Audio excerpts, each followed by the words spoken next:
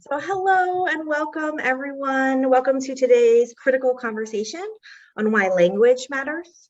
We are very excited for this session and for the conversation today. I'm Betsy Preeter. For those of you who don't know me, I'm the Chief of Staff here at PMPI, and we are joined today by the Deborah Santiago of Excellencia in Education. And the purpose of this hour, 45 minutes together, is to engage in a conversation on why language matters when considering, crafting, debating public policy.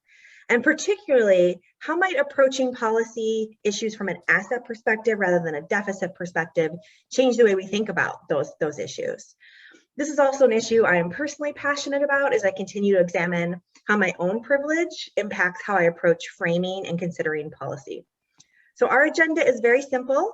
I'm going to start with a short introduction of Deborah, and then I have a few questions to set the stage, and then we will moderate an open discussion. And I invite you to join us, share experiences, and ask questions so this can be generative and really meaningful.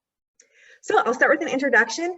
Deborah A. Santiago is the co-founder and the Chief Executive Officer of Excellencia in Education, America's premier authority on efforts accelerating Latino student success in higher education.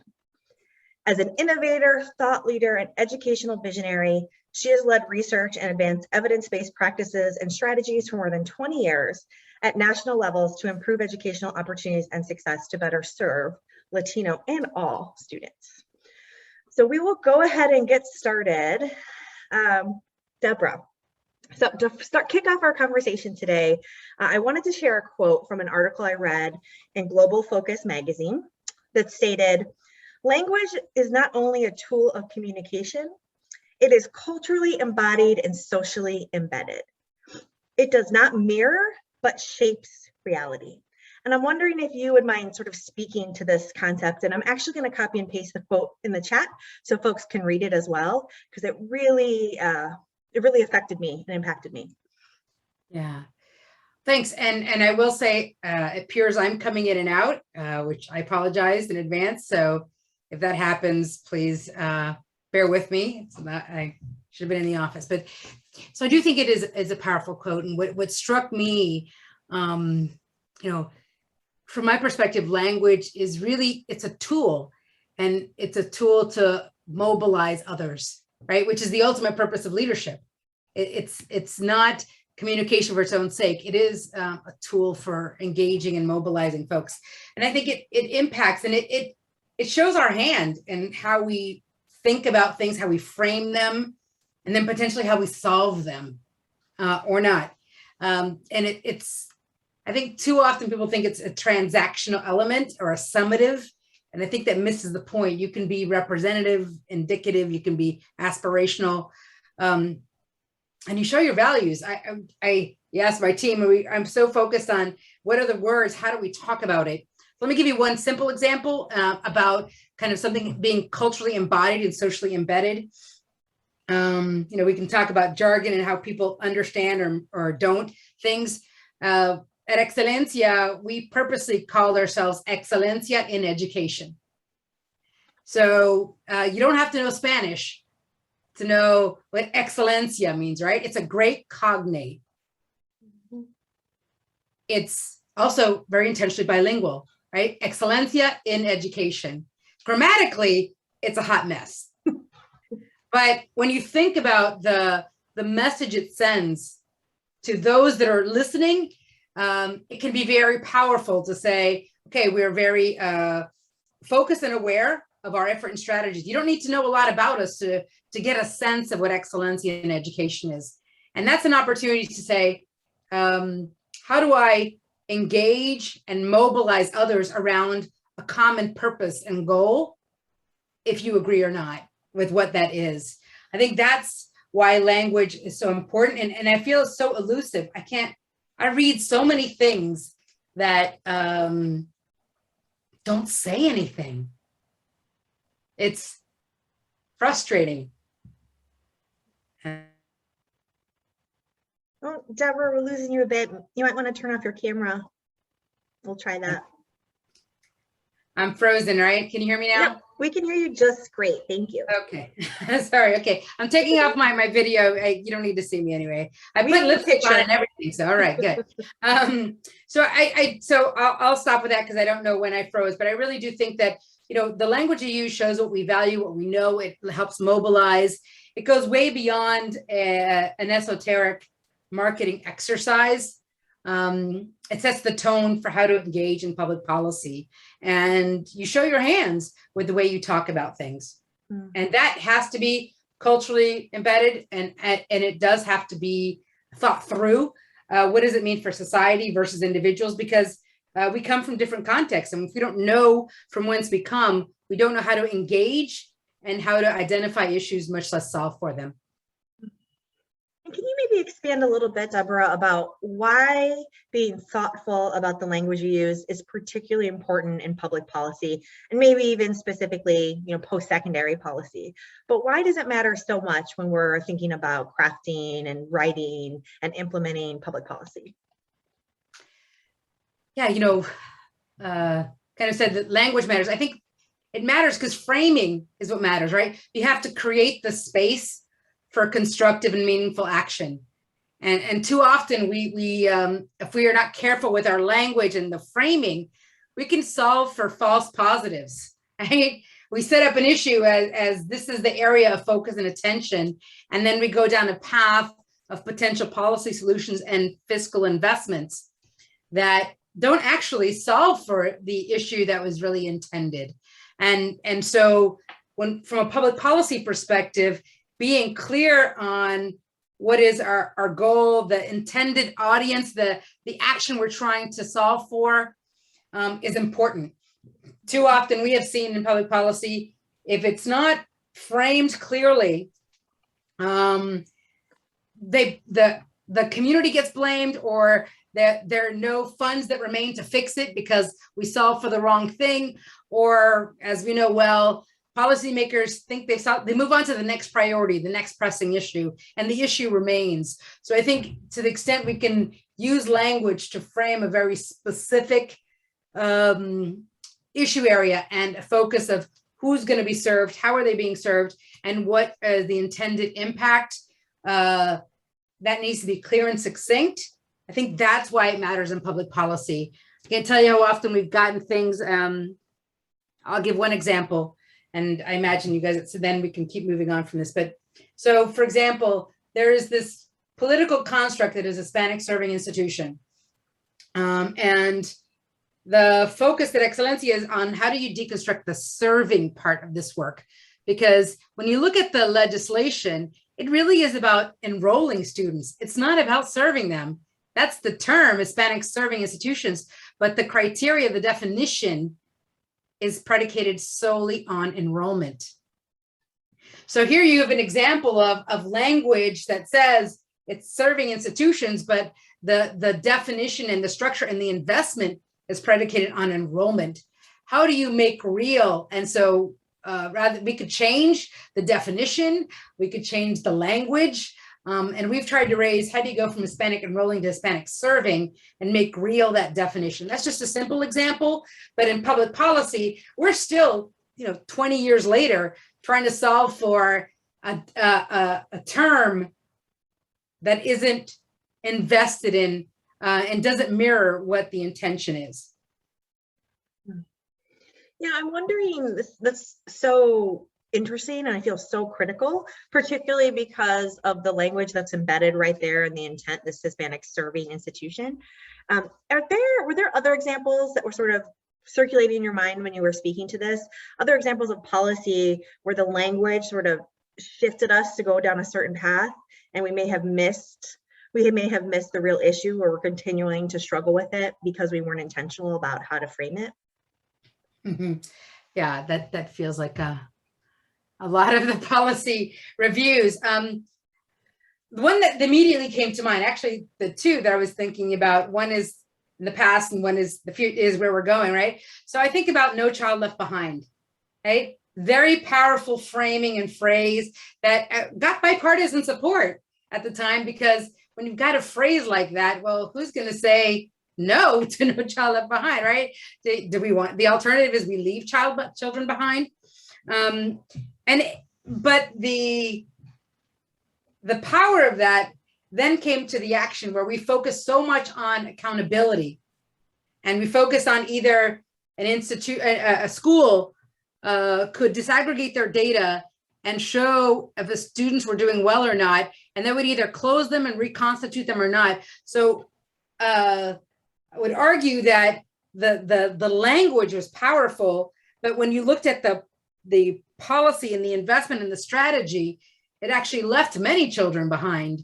And in many ways, I think the good intent wasn't backed by the kind of rigorous problem solving. This is part of that framework, right? If the solution is to increase accountability and either eliminate or reconstitute without figuring out what is the deeper issue that we must address in public policy, why students have potentially been left behind, then we're really just solving for a false positive. We can hold more accountable, but as institutions continue to fail based on a structure and measures we've created, does that actually get us to our policy goal? And that was one. And then the other, which I think is very evocative, is, in the current administration, the Build Back Better. I find the language really engaging because, building is kind of current. What are we doing? It's an active voice. Back, of course, is the past, and better is the future. So you've got the current, the past, the future in 3 words in thinking about what is the legislation, what does the policy actually cover? And does it address where we have been with where we're going in such a manner that we also pay attention to the communities that are being served by this or not? And will it yield the intention that's presumed in the language to frame it? Of course, the jury's out on that one yet, but what I find interesting is does it create the space to mobilize people for action? And I think that's the value of language. But then we have a core responsibility in public policy to go beyond the sexy headline to ensure that the language imbues intent. And I don't, when we deal with a community, a fast-growing community that I think can be game-changing in how we frame public policy, because issues that seem intractable, we can think about in different ways when we're looking at the Latino community as it evolves and grows. Do we take that time to take a step back and say, does the idea, the purpose, the intent, the mobilization still hold when you look at communities that heretofore have not been as engaged and represented in the intended impact of our policies? That's, I think, a powerful opportunity to use language and to embed kind of our community in that. Yeah, I love that. I want to maybe dig a little more into some of this thinking about sort of, what I would phrase as sort of asset versus deficit, but I think you also add something. It's not just about focusing on assets, it's about encouraging action, mobilizing action, which I think is so critical. So I'm curious, so many of us in public policy, we're looking for problems. I want to know what's wrong so we can fix it. I want to know what the issue is so we can address it. What's wrong? What's the problem here? How would you sort of reshift that to encourage people to think about assets and mobilization and not be sort of paralyzed by the deficits, by the overwhelming challenge? Look, I think an asset-based approach to framing action doesn't have to be idealized and doesn't negate that there are challenges. I think that it's really about how do you build and leverage strengths to address it, right? I often say, people might throw money at crises, but they invest in opportunities. So that's not to negate that there are challenges. We have to be able to show some kind of need, but it's what we do with it. Is it, are we doing onto a population, a community, an industry, or are we finding ways to address the challenges, leveraging strengths and ways and opportunities? So let me give you 2 examples of what I mean by this, Betsy. So one, which is very simple, kind of slightly crass, but I will tell you in terms of framing. So back when we started Excelencia, lifetime ago, almost 18 years ago, right? I was just so frustrated. I keep hearing people talk about the growing Latino population with references to natural disasters. So the tsunami of the population, there's a tidal wave of Hispanics coming, or, we're on the fault line as a country to address this growing population. And when I took a step back, I said, gosh, they're referring to our communities always in this natural disaster approach. Well, guess what kind of policies and ideas are being thrown out there when you've got this natural disaster metaphor as a way of talking about a community that's growing and evolving. I would say a lot of the policies were really trying to take us outside of our culture. Our culture was the problem. It was like we needed to be fixed as a community, as opposed to focusing on what are the strengths a community brings. And so a simple framing that's always about an impending disaster takes action certain ways. Let's throw money at it when it doesn't work, for English language learners or high school dropouts, then it's the community at fault. And so let's stop investing. So that's one. I think the other is one, again, this is asset versus deficit, but also I think passive versus active voice, right? When we talk about students, we talk about, college completion, the degrees awarded, that term focuses on institutions and what action the institutions are taking, but students are passive in that. They're given an award. Degrees are awarded to them, as opposed to degrees earned by students at institutions. And again, I'm not trying to be trite, but these are simple ways of language that set a tone for policy framing and action. So if Latino students are earning degrees versus being awarded degrees, what does that connote in your mind about the action-oriented strategy and framing a policy effort and ways of investing versus we're just giving to these people that are not responsible for their own efforts and success? And I'm imbuing in that some of my values. So I think that's the other part we need to think about. I think this, regardless of the sides of the aisle that we're on, is the message we send with our language is where we find allies and strategies for action. So those are two examples, but I would say, we hear this a lot from institutions. Don't be afraid to identify that there is variance and there are opportunities to invest in and either make more equitable a strategy or effort that hasn't been there, but use it building on strengths rather than constantly bringing other industries, individuals, communities, institutions down for what they haven't done. That to me is the biggest deficit, as opposed to what can we build on to support, because that's actually going to cost you less as well. So that was incredibly helpful. If we're thinking about, we'll stick with sort of Latino students and we're looking at issues of default, completion, dropping out, student debt, how do we make a case for a need for investment and then also sort of capitalize on strengths? Right? This, percentage of students earning degrees, percentage of students completing school. How do we kind of balance that and be able to clearly show the need, but not constantly revisit the deficits and, data that is always framed in, the majority, what people aren't doing, what they aren't accomplishing, what's not happening? Yeah, I think, Betsy, part of this is thinking through, I think as policy makers and those policy analysts, is that we've got to reframe the issue. This is part of the value of language, right? So and I've said this before, Betsy, that this thinking about whether students are traditional, non-traditional, or post-traditional, how we talk about our students will define whether we are meeting the norm or not and how to rethink it. So take, for example, you mentioned Latinos and deficits. Basically there's an aversion to borrowing, relatively speaking, when you compare to others. Is that a deficit or is it not? Well, it depends on what you feel about how students should pay for college. But the underlying element here is that there's a level of pragmatism about when Latinos choose not to borrow. They choose to pay as they go, stop out and return, choose a less expensive option alternative. One way is to see those we need to problem solve for those three things, right? We need to get them to conform to be more traditional.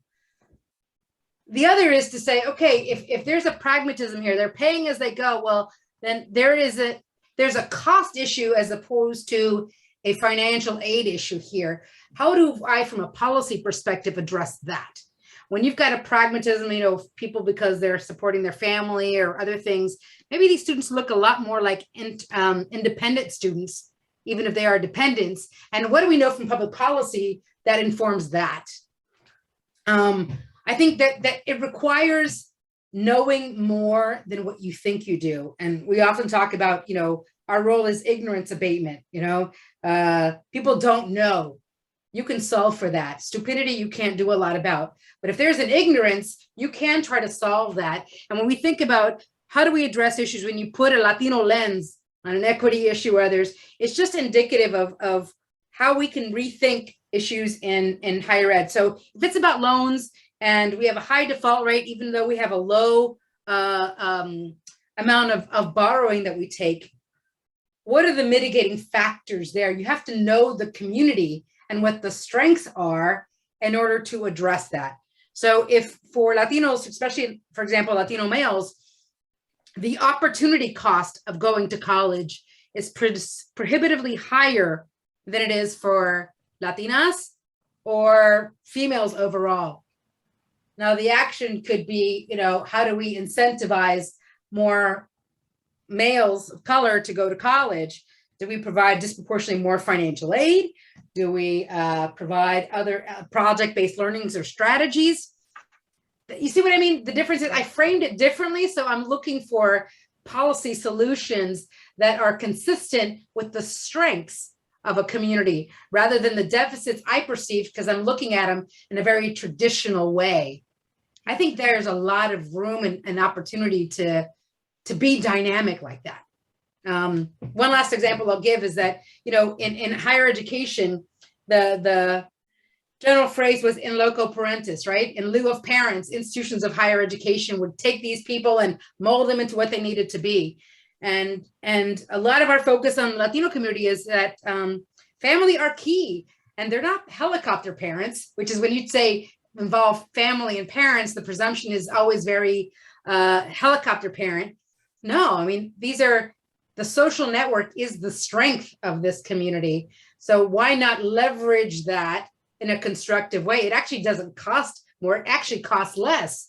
But you build on the strength they bring when they walk in the door, rather than presuming you must strip them of everything and imbue them from scratch with everything they need to be successful. That to me is a core framing for action that can mobilize efforts. And institutions are like, oh yeah, we can recruit a parent, have a parental liaison. That's a lot cheaper than translating my website and going out and sending out tons of tchotchkes for students to care about my institution when they've never been there.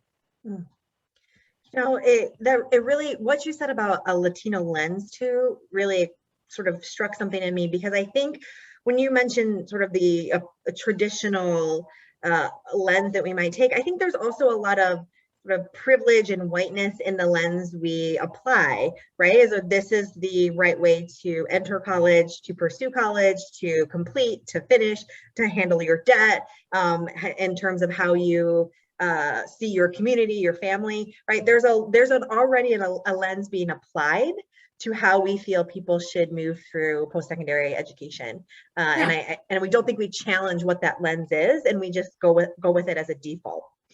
Right. And that's, look, for us at Excelencia, we believe what describes us does not divide us unless we let that happen.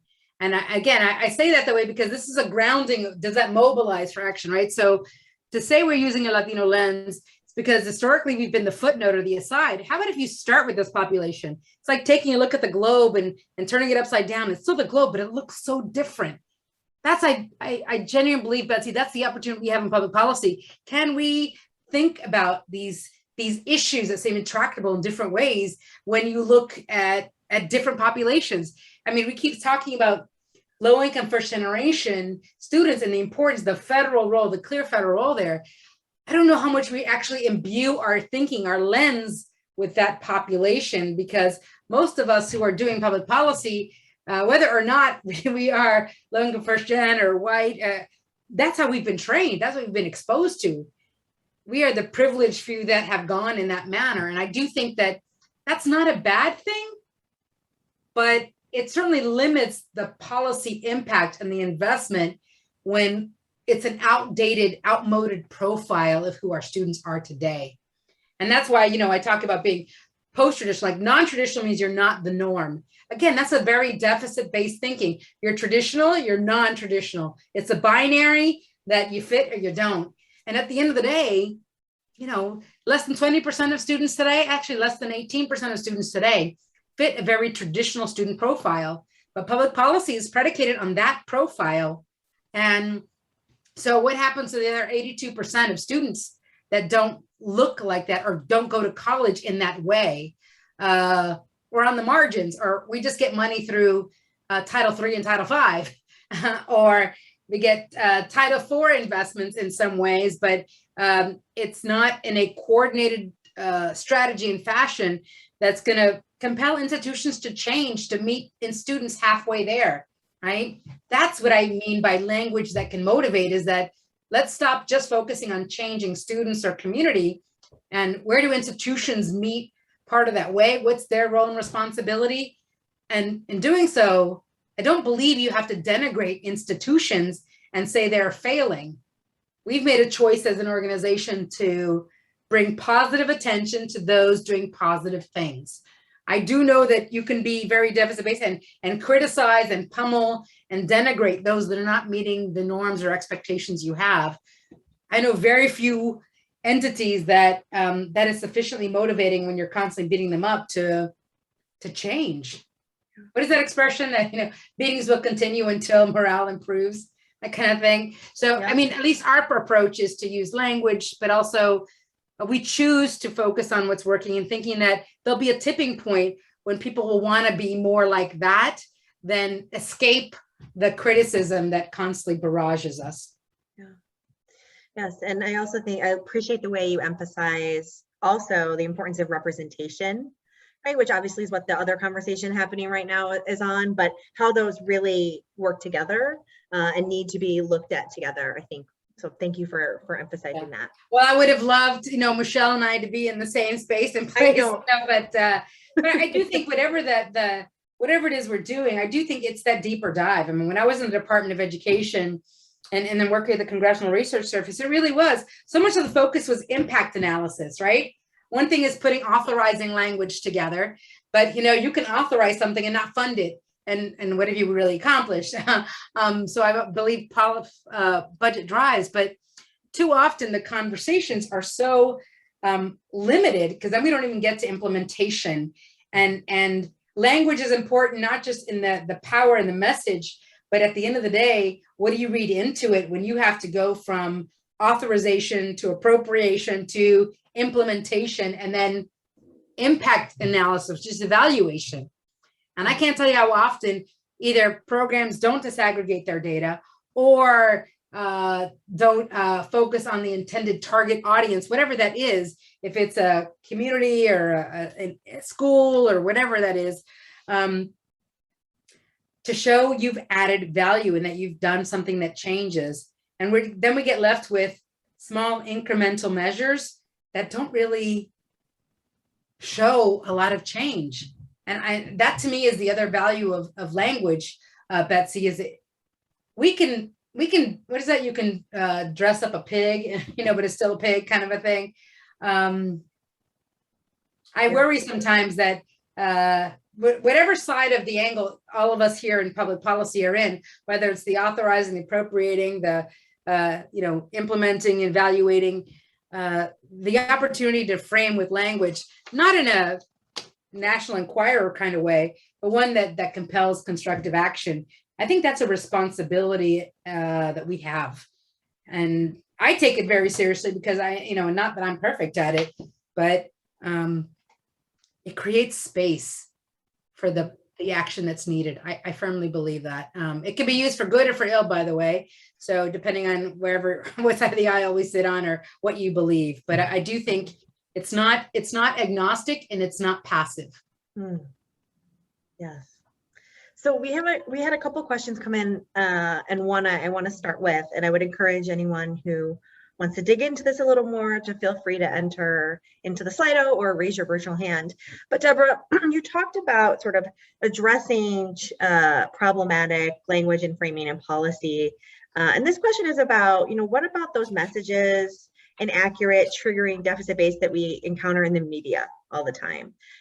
Is that something that you have challenged before in the past, or something that you have struggled with or approach? Sort of generally interested in how you approach that, or what you have done in the past regarding media framing.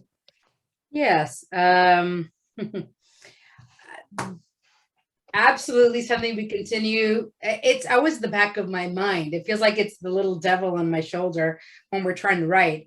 I mean, I try to be as straightforward and clear as I can. Media very clearly focuses on the outlier and on the crisis. It's what engages folks, and it often minimizes the complexity of the issues. Like, education is a human enterprise, and what is efficient is not always effective, and what is effective is not always efficient.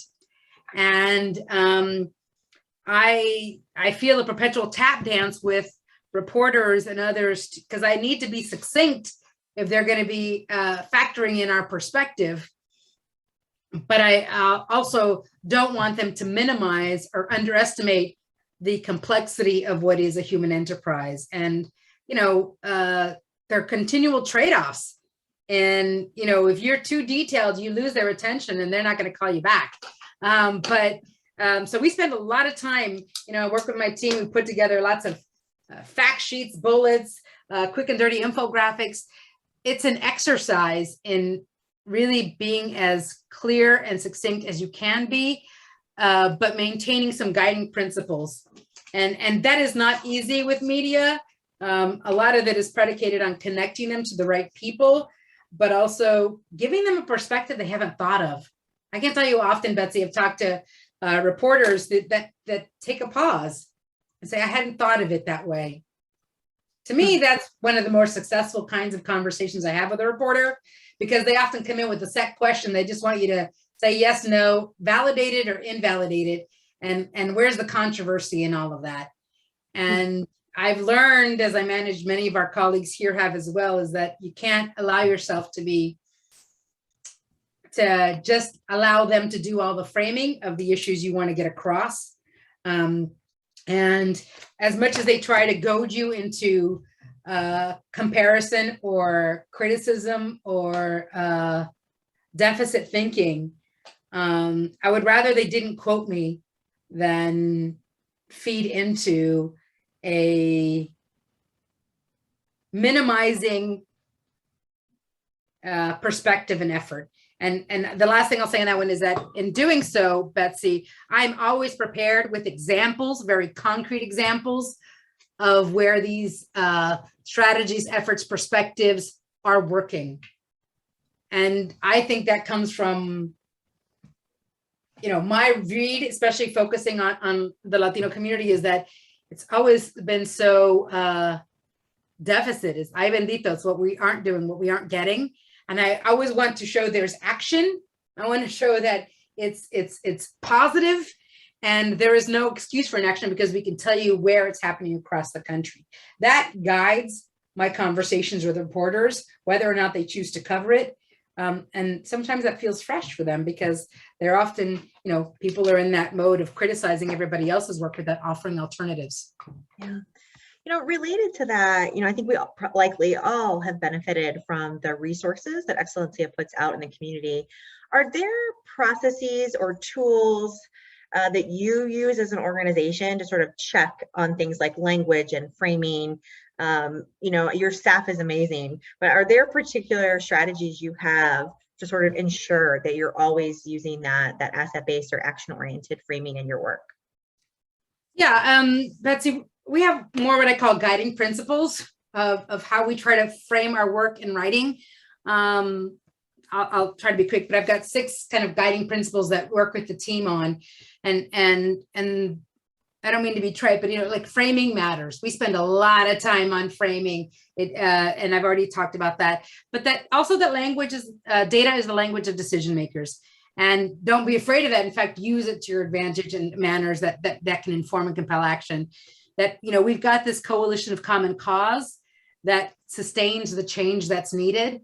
That's really important. So we always try to imbue it with, as I said, examples of what others are doing, making it concrete or real.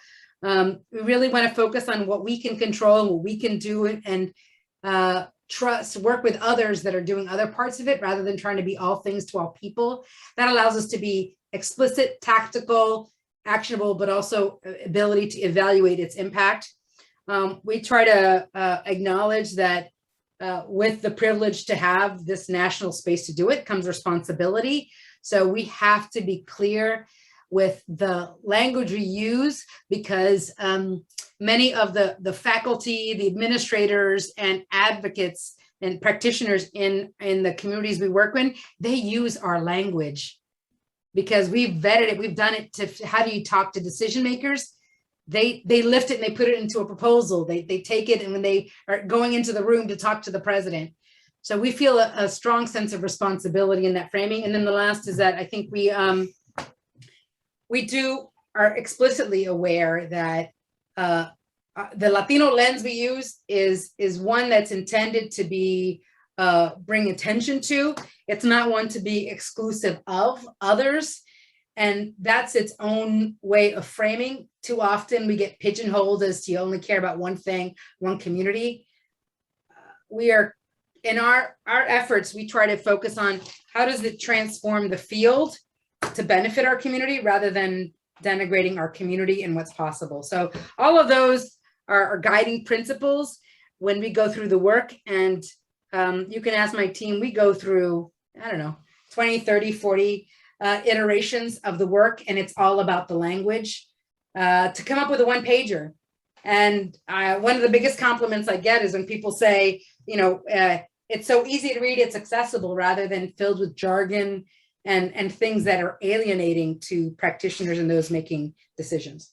Yes, and I was seeing some head nodding too from some excellency of that.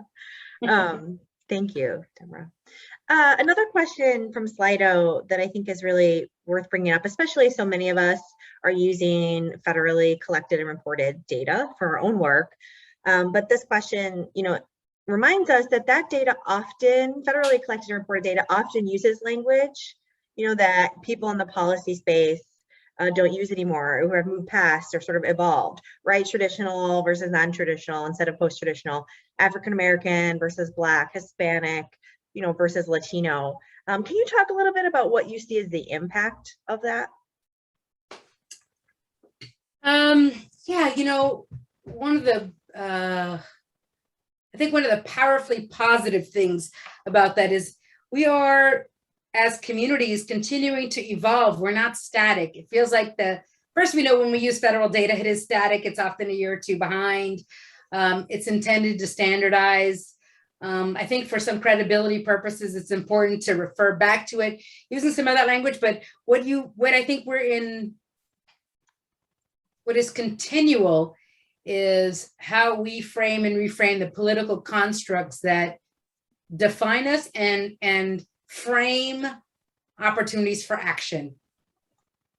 And when you see this evolution, whether we're talking, about just to use our own effort and space, Hispanic, Latino, Latinx, Latine, Puerto Rican, Mexican American, whatever,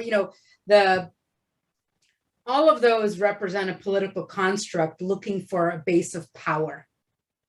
And the opportunity to have the community engage and frame is significant, and in itself shows some power that is continuing to evolve.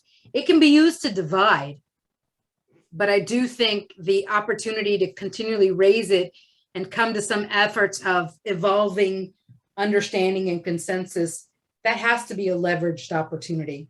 At the federal level, federal government will invest as we see fit. It's never sufficient to address the core needs we have. So I don't think we should be limiting ourselves to it. I think we have to lean into the dynamism, acknowledging that it's not a given. And people tell you how they want to be referred to as opposed to not. Like, I'm not somebody who generally will use the term Latinx. I'm not opposed to it. It's maybe it's a generational thing, but it's also, I always respect it if that's how folks want to be referenced, and then that is how I'll refer to them. I prefer not to be referred that way. I prefer, if you're going to call me Puerto Rican, or you're going to call me Latino and not Hispanic, that's fine. I'm not going to fall on my sword about it if you're engaging in a constructive way to be an ally and supporter. I'm not going to limit my action solely to the words, whether it's the federal government, you want to say Hispanic serving institution, let's engage in that. But when I talk about it, I will be more varied in my language and use to connect to the community I'm trying to mobilize and inform for action. Thank you. We're getting low on time, but I want to ask one more question before we sort of have a close here. This is from Slido. So Excelencia informs on complex issues, sort of intersectional identities, changing preferred language within communities. How have you approached this as an organization, or even personally, still with that sort of context of how framing is important when it gets so complex, right? When identities get so complex, is there, does that change how you think about how we frame the way we talk about communities? I think acknowledging it is fine. To me, this is where you go back to what are the common threads? What are the common threads that connect us and create the potential to mobilize for action? That to me feels grounding and feels inclusive rather than divisive. So, for example, we can talk about how what are efforts, what are characteristics, what are strategies that the Latino community and Black community have in common. We certainly have lots of variances, but what do we have in common? And is there something actionable there? Our choice as an organization is to focus on that, is not on, again, what is perceived as description. What describes us doesn't divide us unless we let it. So that's that guiding principle. So whether we're going to, as individuals, say, okay, well, this is an area where I need to support the Native population or Indigenous population, depending when I'm talking to Carrie and AHEC, Carrie Billy, or it's affecting another community. And then even within ours, when I can't tell you often we get asked, well, Cubans are not the same as Mexicans, are not the same as Puerto Ricans. And that's certainly true. Are you raising it to divide and say you have no political power, or is it where we have enough in common that we can be actionable, move forward to? So that means you have to focus on what we have in common. And what is actionable? Acknowledging we don't have, we're not able to create perpetual permanent allyship, and we're not always the same. And from a policy perspective, I think that has to be okay. So from our perspective, we look for those common threads, and we step back from areas where we don't have that, and we make a choice to work with the coalition of the willing and focus on a tipping point of change rather than denigrating or others, because I don't see that as constructive or appropriate. So I don't mean to be long-winded, but I do think it is about, there are so many more things we have in common, regardless of how we identify, that are potential efforts for action. It shouldn't be limiting. No, I so appreciate sort of comprehensive answer to that. In closing, Deborah, as all of us go back to our work in this space, whether we're analyzing policy, writing policy, considering policy, sort of, do you have a parting thought when we're sort of going back and trying to think about how language does matter? Do you have a parting thought for folks on how we can begin to be more inclusive and asset-based and sort of challenge our more traditional framing? Yeah, one for me, a more of a personal note that guides me, and I don't know if it'll be helpful, but and then one that's, I think, broader. And I for me, policy is about scale, and that guides. I know I bring my own values to it, and I don't pretend otherwise. I always think about my mother. She's like, perpetually on my shoulder. Very smart woman, not college educated. Can I explain what I want to do to her so she understands? She's not in education either. So, she is my, who I write to and for to see if she understands it. And then I ask at my core, what is my ultimate goal? And will this allow me to get there? And that's an important way to start and to frame issues, because the political processes, there's lots of compromise and engagement that I think are critical, imperfect, and but that we need to be thinking about. And the last thing I'll say is that never let the perfect be the enemy of the good. And to me, that guides a lot of my public policy work. I need to live to fight another day, and I'll take my wins, even if it feels incremental, to advance what I believe in, and acknowledge that others might believe differently. And in there is the pleasure and pain of public policy. Thank you so much.